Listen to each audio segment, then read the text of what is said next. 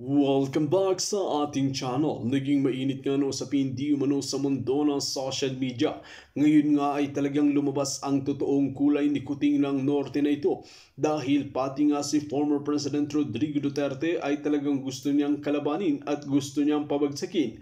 Lalong-lalo na si Vice President Sara Duterte na kung titignan natin mga kaibigan ay talagang ginagampanan nga ni VP Sara Duterte ang kanyang tungkulin sa bansang Pilipinas. Ngayon nga ay talagang maraming korap na opisyales at mga politiko na ganib sa kapangyarihan na gustong pabagsakin ang mga Duterte. Ngunit hindi nga nagpapatinag ang mga Duterte at talagang binewaltahan ang mga politiko na ganib sa kapangyarihan dahil sobra na nga ang kanilang ginagawa sa bansang Pilipinas na talagang hindi naman ito makatarungan. Ngayon nga ay talagang magkakalaman kung sino nga ba talaga ang tunay na korap sa bansang Pilipinas, kung sino nga ba talaga ang magnanakaw, kung sino nga ba talaga ang pulburon user at mga protektor ng mga smuggler at mga hoarders sa bansang Pilipinas.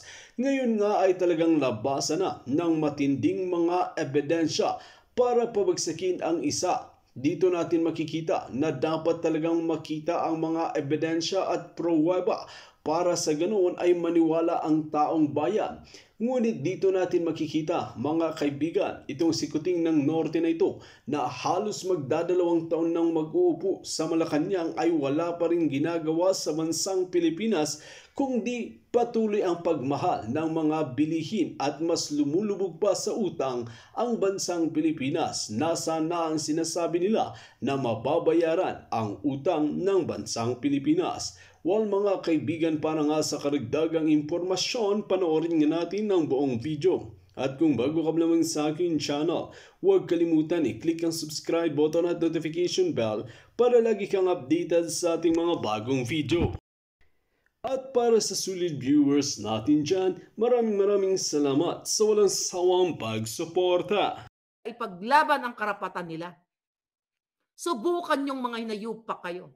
Gusto nyo talagang galitin ang Pilipino sa kabila ng pakikipagsabuatan nyo sa smuggler, sa kabila ng pakikipagpulburon nyo, wala na kayo sa tamang kaisipan dahil may mga saltik na yata kayong lahat yan dahil puro pagmamahal sa pera, puro party, puro kasal, puro kung ano-anong fireworks and everything.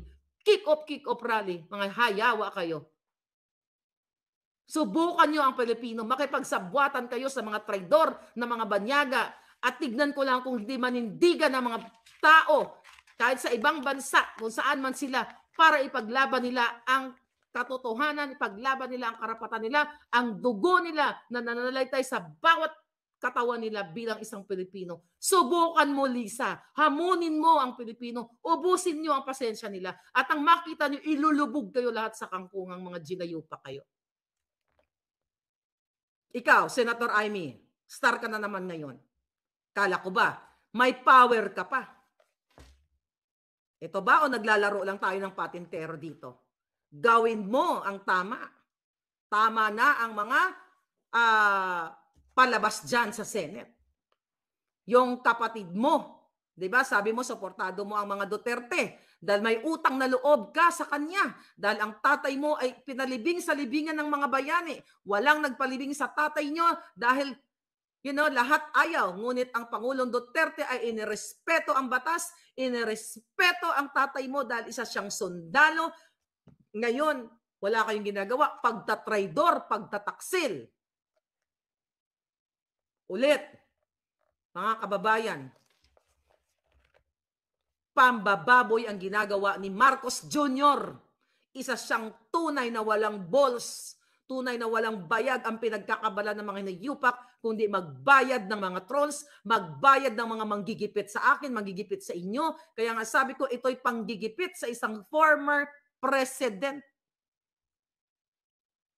Kung ang nanay mo, nanay ninyo, si Imelda Marcos, sa samut-saring mga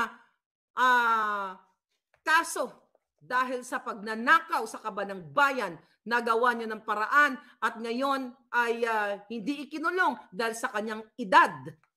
Diba?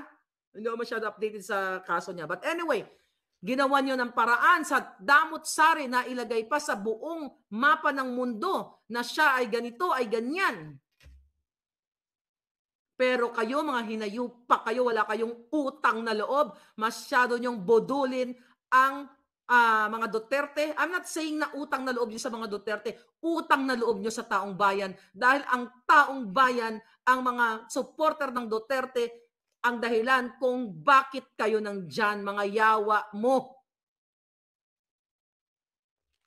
Hindi pa kayo kuwain ng kumunoy, ng kadagat-dagatang apoy at ng matapos ng paghihirap ng Pilipinas, puro kayo pulburon, puro kayo tsakan, puro kayo pagnanakaw, puro kayo mga butod, butod sa kapangyarihan, butod sa pera, butod sa tsakan, butod sa lahat ng kaletsihan ninyo.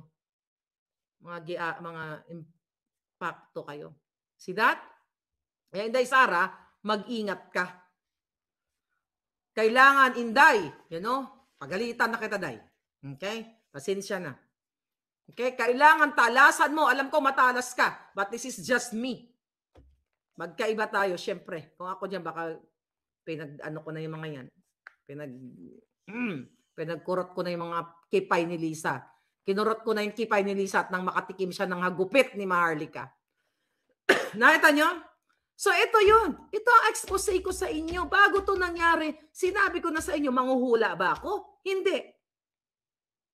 Meron tayong reliable source sa loob, sa labas ng gobyerno na pinagmamatyagan ang ginagawa na pangdorobo ni Kuting, ni Lisa. Paano ko nalalaman na ginombag si ni Lisa si Kuting sa eroplano?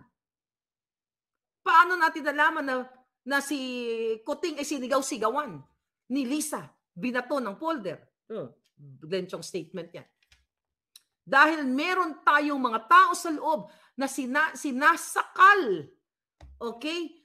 Sinusuppress. Actually, may nasib akong message through my, dyan, sa social media, na sinasabi sa akin, how reliable itong sinabi na to. Baka meron dito may mga empleyado ng government.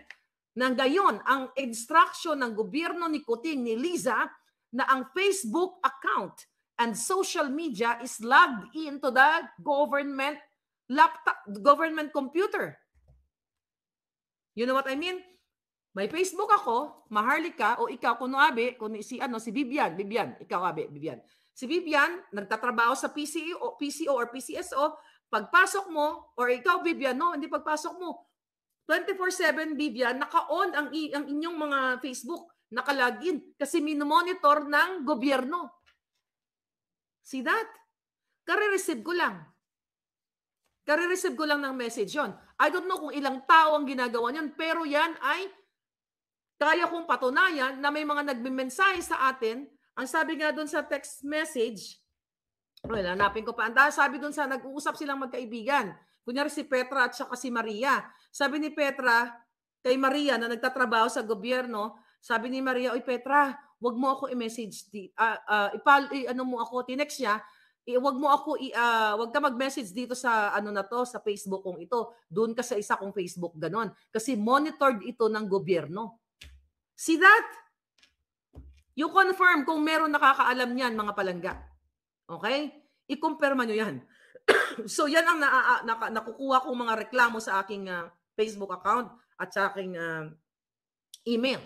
So ito pong lahat na nangyayari sa atin, ito lahat ay kabalbalan ng gobyerno. Ano pang ang gagawin ninyo? UOFW, kailangan nyong magkaisa, whether nasa Japan kayo, nasa Europa kayo, kung kaya nyo dating mangampanya kay Kuting, gawin natin uli. Gawin nyo uli dyan sa inyong mga bansa na magtipon-tipon kayo sa isang quadrangle sa kung saan man na nangangampanya kayo na kayo ay maggawa kayo ng mga karatula, whatever message na gusto nyong iparating. Ipakita natin. This time, simulan na natin. Simulan natin, mga palangga. Okay? Ipakita nyo sa buong mundo na isinusukan nyo ang budol administration. Maggrupo-grupo kayo. Kung kaya nyo, maggrupo-grupo noon to support the Kuting administration. And Inday Sara, you can do it again. Para ipakita ninyo kung paano tayo isinusuka ang taong bayan. You start now, tomorrow and the next day. I-email nyo sa akin sa Balitang Maharlika or send nyo lang sa akin i-share natin para ipakita natin ang boses ng totoong Pilipino na nagkakaisa, na sukang-suka na sa kabalbalan nitong ahas at kuting tambaluslos administration. Inuubos na nila ang pasensya ng Pilipino, nilalamon nila ang pera natin, tinatransport ang pera ng bayan, samantalang kayo sa Pilipinas, hindi makabili ng bigas dahil hindi 20 ang bigas, kundi 60 pesos ang bigas. Kayong mga OFW, magkano pinapadala nyo sa inyong mga anak, hindi na makapag-aral dahil what? Kulang na, hindi na kaya dahil sa pagkain pa lang, sa tuition fee, kulang sa bayad sa bahay, sa kuryente, lahat, jutang ginin na. You speak up, get up tomorrow, mga palangga. Magbuo na kayo ng inyong alyansang totoo para sa boses ng bayan. Hindi nyo kailangan magwala. Ipakita nyo sa taong bayan. Maybe we have to compose our new song. Diba? I'll think about that. Kung anong kanta ang gagamitin natin. Pero, ipakita natin, mga placards natin. Game kayo? Game? Okay? Ipakita natin sa buong Pilipino. Okay? Actually, kahit na kung hindi kayo makalabas sa inyong mga trabaho, pwedeng dyan lang kayo sa inyong bahay. Mag-ano kayo ng picture. Reel kayo or picture ninyo, isend nyo dyan sa Balitang Maharlika. Or make sure lang na ang masindan yung mga page ko ay sigurado po dyan sa link sa ilalim. Kasi nga may Facebook page na ginagawa ang gobyerno na identical o fake account under my Maharlika Boljak TV or Maharlika Boljakan. Ginagaya nila para maligaw ang inyong mga message, para madali po kayong tukuyin ng gobyernong sindikato, para kayo'y gipitin, takutin ang inyong mga pamilya sa Pilipinas at kunin ang inyong mga impormasyon. So make sure na ang binimessage nyo ay eksaktong account ko. Dito na lang para safe palangga. balitangmaharlika@gmail.com. If I were you, dyan lang po kayo mag-message dahil yan po ay siguradong matatanggap ko. Basta yung balitangmaharlika@gmail, wala pong number yan. Diretsong ganyan. Dyan kayo mag-message sa akin ng mga picture ninyo, ipakita ninyo kung dyan lang muna yan, yung aking email. Ipakita ninyo sa amin lahat. Ipopost ko dito. Igagawa tayo ng i-post natin lahat sa social media na sukang-suka na kayo kay Kuting. O kaya, resign. Yan ang message. Resign BBM. Resign Kuting ng Norte. Ano ba sasabihin natin kay Butod? Okay? Itapon si Butod sa dagat-dagatang apoy. O kung ano man. Yun ang gawin natin. Diba? Enough for Liza Butod. Tama na, sobra ka na, Liza Butod. Game? Gawin natin. Yan yung hashtag natin, okay? Resign Kuting ng Norte, resign Marcos Jr., resign BBM, okay? Butod, Liza, kahit Butod na lang Liza Butod, matakaw, sugapa, name it. Gawin nyo yan, mga palangga. Ipadala nyo yan at sama-sama nating ipakita ang power ng social media. Dahil wala man tayong pera, wala man tayong political power, but our voice, our social media is more powerful than these people, mga butod na ito. Okay? So dyan kayo sa Davao, magkalma lang kayo dyan mga palangga, di ba? Magdasal tayo na hindi magdanak ang pula. Kung meron mang magdanak ang pula, hindi po ito kagustuhan ng Pilipino, kundi kagustuhan ng Kuting at Ahas administration dahil sila ang kumukumpas kung ano ang mangyari dahil kung gusto nila ng peaceful, hindi nila hayaang pangmahimasukan ang Pilipinas ng mga banyagang pakialamero at pakialamera para pakialaman ang ating soberenya. Diba? Sabi ko, alam mo, mga kababayan, sabi ko, may kausap ako kanina. Okay? Maharlika, yung vlog mo, grabe, emotional ka, dadadadadada. Sabi ko sa kanya, ay wala, nakakapagod na Tapos sabi niya sa akin, alala mo, sinabi mo sa akin dati pag nanalo si Kuting, tatahimik ka na. Sabi mo, hindi ka na ayaw mo na magpolitika kasi nakakapagod. Sabi ko, sana naman, kung sino man ang mga sumunod, for whatever means, hindi natin alam ang turn of events. Sabi ko, kung sino man ang pumalit sa buwaka ng inang Kuting na ito, kung si Sara man o kung sino, malay mo ako. Ako pala. Diba? Kidding aside, bang palangga. Sabi ko dito sa friend ko, sabi ko, ayoko na, napapagod na ako. Sabi ko, magluluto na lang ako. Tapos sabi niya, paano pag gumawa na naman kunyari si Sara o kung sino man ng katarantaduhan? Sabi ko, hindi siguro gagawin kasi sasabihin ko ganito. Sabi ko, Day, maluoy man ka, napagod na si Marlica, ayoko na makipag-away sa inyo. Tama na, magluluto na lang ako, mag-cooking show na lang ako. Yun talaga gusto ko. You know what? Yun ang pangarap ko sa vlog ko, dapat mag-cooking na lang ako. Pero hindi kaya ng puso ko, ng konsensya ko na makita na nilalapastangan ng mga buwaka ng inang to na dati kong sinuportahan dahil isa ako sa instrumento kung bakit nandiyan yung mga buwaka ng Genemis na yan. Kaya kung nakikinig ka man, Day, o kung sino ka man na susunod dyan kay Kuting, maluoy mo, maawa kayo. Pagod na kami makipag-away. Pagod na kami magmura, pagod na kami, gusto namin ng peaceful Philippines, gusto namin ng mga OFW, makita namin yung aming mga pamilya na nagkakaroon ng trabaho, hindi nang lilimahid, di ba? Na nagkakaroon ng time, ng chance para maghanap buhay. Yung ibang mga OFW, dapat hindi na sila bumalik kasi kahit hindi man sobrang yaman o hindi man napakayaman ang magiging sitwasyon nila sa buhay, at least sama-sama yung kanilang pamilya, di ba, magsaka sila sa kanilang sakahan, meron silang itatanim, suportado sila ng gobyerno, hindi yung may lupa ka, nakatiwangwang, di ba, pero wala kang maitanim, wala kang puhunan, wala kang patubig, wala kang pangkuryente kasi wala kang suporta ng gobyernong sindikatong ito. So ako, humihingi ako, sabi ko nga sa friend ko, sabi ko, alam mo, magmamanikluhod ako. Sasabihin ko, maluoy man mo, maluoy man ka mo, sasabihin ko, napapagod na ako. Kailangan kong lumuhod sa susunod na magiging leader natin. After this pulboronic, I'm serious. Kung kailangan kong maglakad, magluhod ako, okay? Mula dito sa pier ng Santa Barbara, papuntang Los Angeles, mga palangga. Okay? Luluhod ako. Kung yun ay magiging sagot para tulungan ng mga susunod na leaders ang ating bansa na hindi na nila nakawin lahat. I said, di ba, sabi ko nga, you can make business out of it. 10% siguro is okay na, but not 50, 60% ang nakaw niyong mga ginayo pa kayo. Mga palangga. So, Inday, huwag kang papayag na napulutin ng tatay mo, sabi ni wala ka na palangga, Ina Tupas. So game, BBM resign. So I challenge all of you. Kayong mga OFW, kayo dyan sa Pilipinas, make a banner. Kung kayo magpapamilya, lahat kayo, BBM resign, Lisa Butod, tama na, isuka mo na. Ay, ganda yun. Oh, game? Lisa Butod, tama na, isuka mo na ang pera. Oh, Lisa Butod, tama na, isuka mo na ang pera ng bahay. Pera na lang para mas magaling padang sign. But anyway, kumilis na kayo. Okay?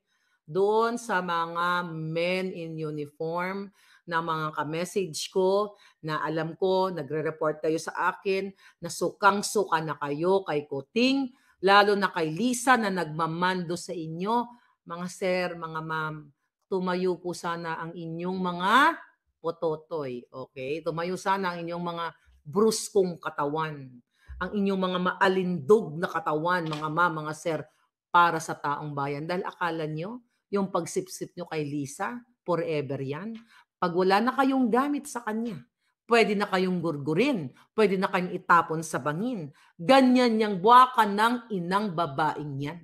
I'm telling you, walang permanenteng walang permanente sa mundong ito. Sa politika, sa issue ng politika, wala kang permanenteng kaaway kasi nga ang meron lang ang permanente ay vested interest. And sana kayo, mga sir, mga ma'am, hindi kayo katulad niyan. Isipin nyo ang kinabukasan ng mga anak nyo, mga apo nyo. What if yung mga apo nyo ay later on magiging bunga ng ginawa niyong pakikipag-connives kay Lisa at sila later on, hindi mo alam ang takbo ng buhay, sila ay maging biktima ng ginawa mo sa pakikipagsabwatan sa mga ahas at ang apo mo ay magiging mag-re-reap ng kababuyan ng pakikipagsabwatan mo o nyo kay Lisa Smugs. Diba? So, dyan sa Davao, dyan sa buong OFW, we have to protect our not only Pangulong Duterte, but ang ating kalayaan, ang ating karapatang magsalita, karapatang magsabi na sukang-suka na tayo kay Lisa Butod. Dahil hindi siya ang Diyos, hindi sila ang Diyos, hindi sila ang makapangyarihan. Ang tunay na makapangyarihan ay taong bayan. Kaya huwag kayong matakot. Isang beses lang tayo mabuhay sa mundong ito. Okay? At isang beses din tayo matsugi. At sisiguraduhin natin yung paa ni Lisa ang unang pumantay. Kasi yung babaeng yan, kahit nakakomatose na yan, kaya pa rin gumawa ng katarantaduhan yan. Kahit nasa deathbed na yan, dying na, may kunti 3 hininga, kaya pa rin gumawa ng kababuyan ni Lisa Araneta Marcos, aka Smugs.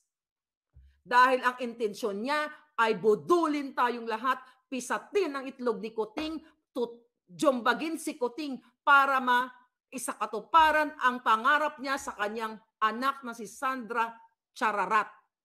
Yan ang katotohanan yan. Kaya sabi ko sa inyo, kahit si Lisa Smugs ay naka-coma na yan, basta may kunti pang neuron, na may isa-isa pa ng kunti, yung 1% na yan o 0.01%, kaya yan maggawa ng kabulastugan. Kaya hanggat hindi pumapantay ang paa niyan, that na masisecure ng Pilipino na si Lisa ay hindi na makakagawa ng kababuyan sa gobyerno o sa bansang Pilipinas. Kaya dapat wakasan na yan. Alam nyo yan. So resign at speak up. Anyway, I'm so exasperated. Okay? Tired dito sa ano na to, sa laban na ito. Sabi ko nga, nabaos lang ako eh. Baos na ako palangga. But again, actually, pinagagalitan na nga din ako dito. Ingay ko nga. Ingay ako dito ngayon. Sabi ng mga alipores, ang ingay mo. Araw-araw ka na lang maingay. Sabi ng ganun. Doon ka na kay Lisa Smugs. Jombagin mo na ng bonggang-bongga. Well, fair and square. I can do that. Without the power of money and goons. Anyway, this is your fair lady, Maharlika. Sa seryosong usapan, ipaglaban po natin yung ating karapatan. Paulit-ulit ito, gas-gas na to. Pero itong mundo na ito na ginagalawan natin, lalo na kayo sa Pilipinas, demonyo po ang mga nasa gobyerno. Hindi lang sila bastang ahas, sinapawan po nila si Satanas. Thank you, Palangga. Asahan ko yung mga video picture nyo na isend nyo sa akin sa balitangmaharlika@gmail.com at ipi-play ko dito, okay? At ipopost ko sa Facebook at YouTube account ko. Thank you. Dito natin makikita mga kaibigan na talagang hindi nga rin tatantanan ni Madam Maharlika na isiwalat ang katotohanan at mga kabulukan ni Kuting ng Norte na ito, Lisa Smugs at Tambaloslos sa taong bayan na kahit sinusuhulan ito ay hindi pa rin nagpapasuhol dahil may paninindigan at may prinsipyo. Well mga kaibigan, kung kayo ang tatanungin ano ang inyong mga opinyon, just comment below sa ating comment section at ating pag-uusapan.